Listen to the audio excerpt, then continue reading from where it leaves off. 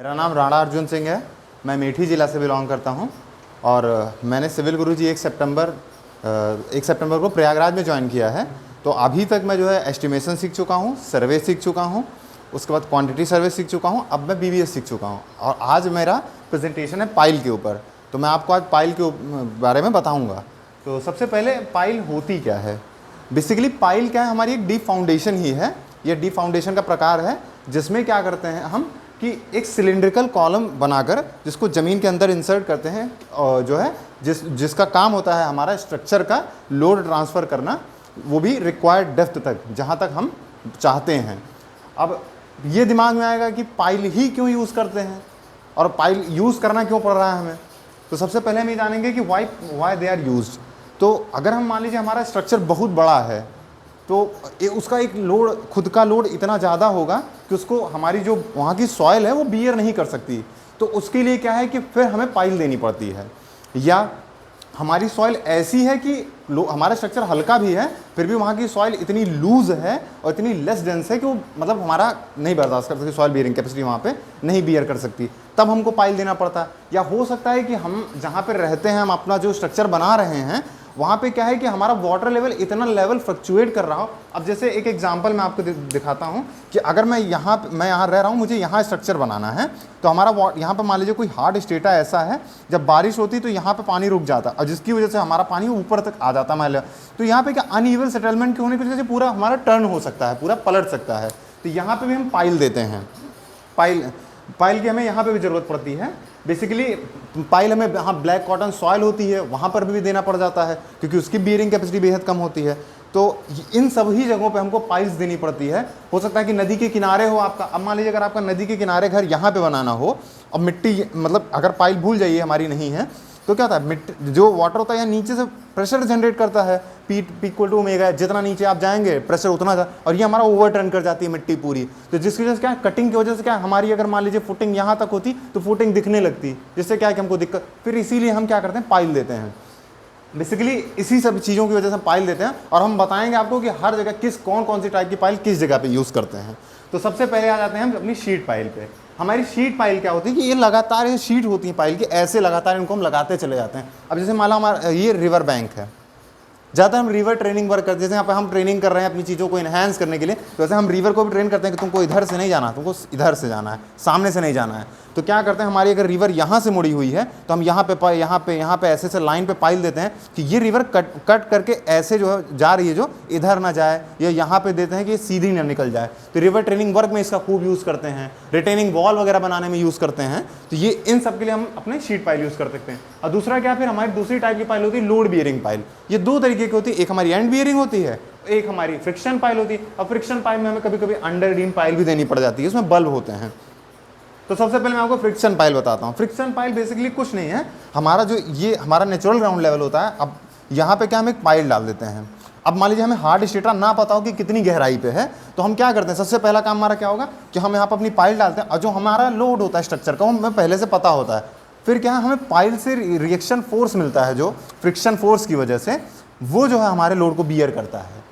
इस वजह से हम फ्रिक्शन पाइल का यूज़ कर सकते हैं। इसमें क्या, हमारा load of structure is equal to friction force, जो हमारे रिएक्शन में जनरेट होता है उसको काउंटर करता है। फिर हम आते हैं अपने एंड बियरिंग पाइल पे। हमारा एंड बियरिंग पाइल सेम, वो जाके एक रॉक बेड या एक हार्ड स्टेटा पे रुकता है, तब तक हम उसको पाइल को अंदर ले जाते हैं जब तक उसको हार्ड स्टेटा ना मिल जाए। अब हमारे देखिए ना, यहाँ पे लूज सॉइल है, फिर हार्ड सॉइल आ गया, रॉक।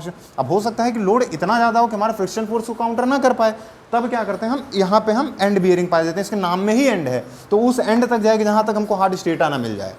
तो अब जैसे हमें हार्ड स्टेटा मिल जाएगा तो ये इस पे लोड पूरा ट्रांसफर करता है और फिर यहाँ पे फ्रिक्शन फोर्स भी हमको मिलता है। ऐसा नहीं है कि सिर्फ हम उसी पे पूरा ट्रांसफर करते हैं।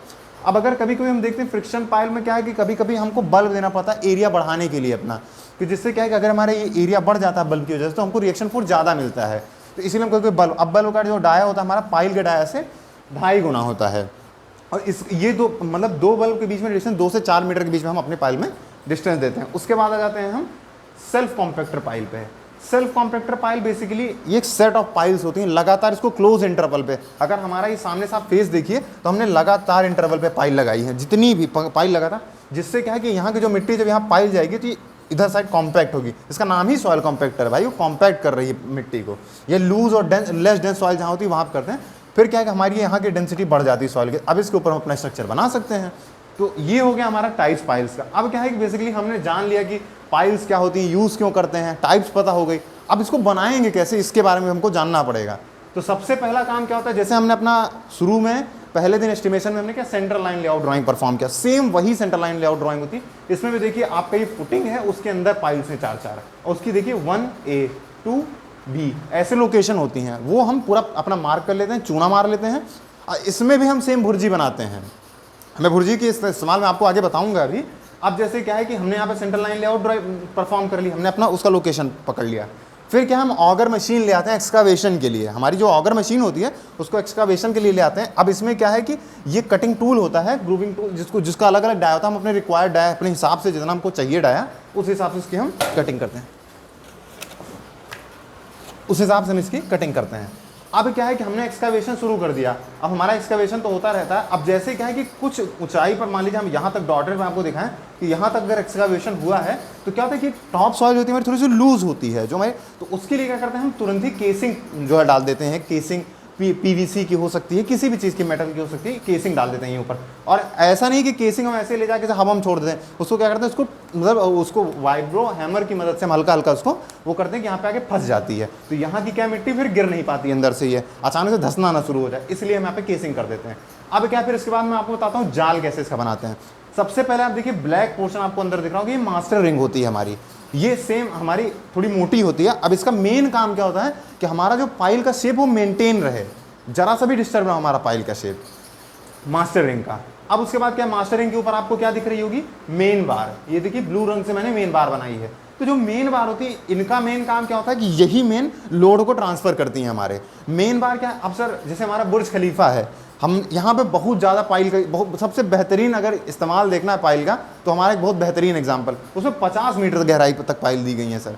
अब आप बताइए 50 मीटर गहरा अगर आपको पाइल देना है और एक रॉड आपके पास जो रेनफोर्समेंट होता है एक वो 12 मीटर का होता है, तो आपको क्या लगता है कि आप यहाँ पर बेल्ट करेंगे और इतना लोड ट्रांसफर कर पाएगा, हो सकता है फेल कर जाए।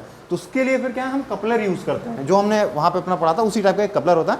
इसमें अंदर दोनों तरफ थ्रेडिंग होती है, देखिए कपलर में चूड़ी जिसको कहते हैं, और सेम यही हम अपने क्या है बार्स में भी थ्रेडिंग करते हैं। अब फिर इसको क्या इसी के सहारे जोड़ देते हैं, इसी दोनों साइड कपलर में, देखिए हमने यहाँ कपलर बना, अब फिर ऐसे हमारा बनता चला जाता है। ये हमारा कपलर हो गया। उसके बाद क्या है कि हम फिर यहाँ पे स्पाइरल रिंग लगाते हैं इसके ऊपर।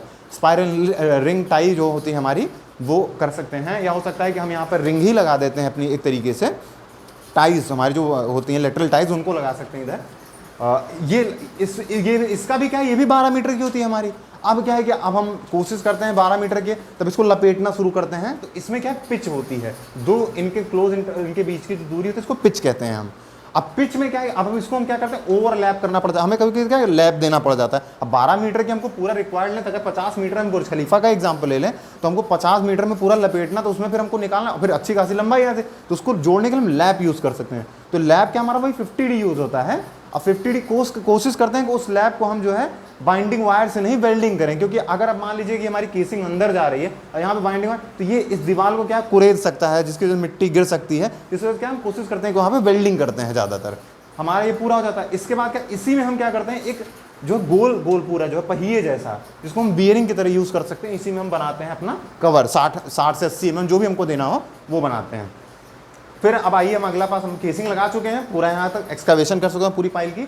अब क्या है, फिर हमारी यही ऑगर मशीन की मदद से हम इसको पूरा अपना जो है रेनफोर्समेंट जो पूरा अंदर ले जाते हैं, पूरा का पूरा। अब फिर क्या करते हैं, एक हुक की, अब जब देखिए एक चीज़ मैं आपको बताना भूल गया, केसिंग जब डालते हैं तो क्या, अगर हमारी केसिंग यहाँ तक जो हमने यहाँ भुर्जी बगल में बनाई है, यहाँ से क्या हम ऑफसेट लेके फीता नापते रहते हैं, यार ये एकदम सीधी तो जा रही है ना, ये तो नहीं कि तिरछा हो गई।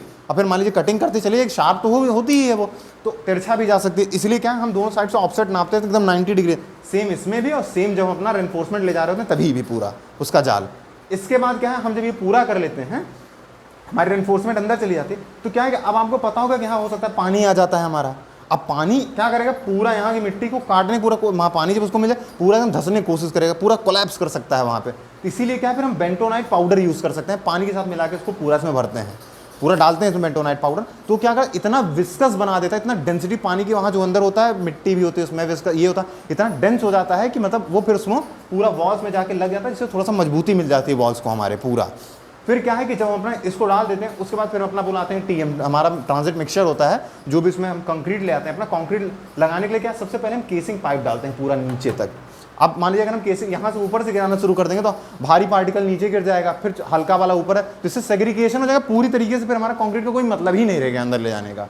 फिर क्या होता है यहाँ पे हॉपर होता है, हॉपर छन्नी एक तरीके से जैसे हम जानते हैं कुप्पी टाइप से होता है। तो अब सेम जितना इसका डाया होता है उस हिसाब से हम हॉपर अपना मंगवाते हैं, इसको अटैच कर। और ये पूरा इतना लंबा नहीं आता है हमारा जो केसिंग पाइप है, उसको हम जोड़ जोड़ के बनाते हैं। जैसे आपने घर में बोरिंग वगैरह होते थे पाइपों को जोड़, वैसे ही सेम ले जाते हैं। अब क्या करते हैं जब हम इसको भरना शुरू करते हैं तो यहाँ पे क्या है, एक आदमी होता है हमारा, वो क्या करता है एक थ्रेड में बांधकर एक ऐसे जो है मतलब साहुल जैसा कुछ होता है उसको लेके नीचे जाता है वो, जिससे उसको पता लगता है कितना तक अभी हमारी कंक्रीटिंग हो गई है।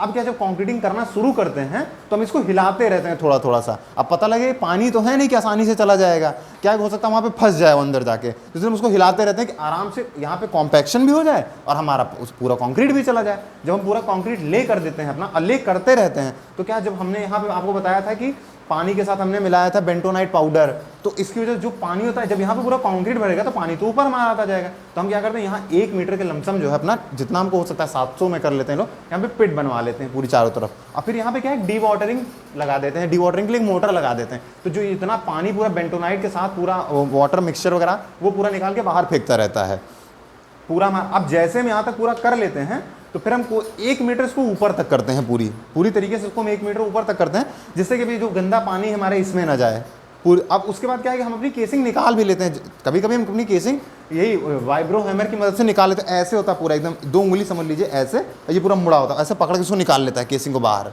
अब पूरी केसिंग निकालते हैं, उसके बाद क्या है कि हम पूरी कंक्रीटिंग 1 मीटर तक कर देते हैं। अब उसको फिर उसको छोड़ देते हैं। अब क्या है कि जैसे हमारी फ्रेश कंक्रीट होती है 1-2 दिन के अंदर, तो जो हमारा एक्स्ट्रा 1 मीटर होता है तो उसको हम क्या करते हैं कि तोड़ देते हैं, उसका रेनफोर्समेंट डैमेज ना हो उसको तोड़ देते हैं। उसके बाद क्या है उस रेनफोर्समेंट को मोड़ देते हैं। अब जैसे यहाँ पे ये हमारा आ गया यहाँ पे ऊपर, तो इस रेनफोर्समेंट को हम ऐसे मोड़ देते हैं। अब फिर क्या था हमारा यहाँ पे पाइल कैप आता है हमारा इसके ऊपर। अब पाइल कैप में क्या है फिर हमारी वही डबल मैश फुटिंग होती है ऊपर से। अब फिर इनको अब फिर सामने से भी ऐसे ही होगी, नीचे से भी ऐसे होगी, तो ऐसे हमारी डबल मैश फुटिंग होती है जिसमें हम इसको जाके कनेक्ट करते हैं। अब फिर इसके ऊपर अगर हमें अपना कॉलम ले जाना है तो हम अपना कॉलम ले जाते हैं अब ज़्यादा स्ट्रक्चर में। लेकिन अभी क्या है कि अगर मान लीजिए आप ब्रिज बनवा रहे हो तो उसमें क्या होता है कि अब जैसे यहाँ पे आप गए, यहाँ पे आ गया हम आपका पाइल कैप, सॉरी एग्जाम, यहाँ पे अगर हमारा पाइल कैप आ जाता है तो उसके बाद फिर हमारा आ जाता है पायर यहाँ पे। अब फिर इस पायर के ऊपर हमारा पायर कैप आता है। अब फिर इसके ऊपर ऐसे लंबे लंबे गर्डर्स आते हैं। अब फिर इन गर्डर्स के ऊपर हम अपना रोड बनाते हैं। तो बेसिकली मेरा फ्रेंड्स यही था, मैंने पूरा मेरा प्रेजेंटेशन खत्म हो चुका है। आप सबको सुनने के लिए बहुत धन्यवाद। और अगर आपके मन में कोई डाउट हो तो इससे रिलेटेड मुझसे पूछ सकते हैं।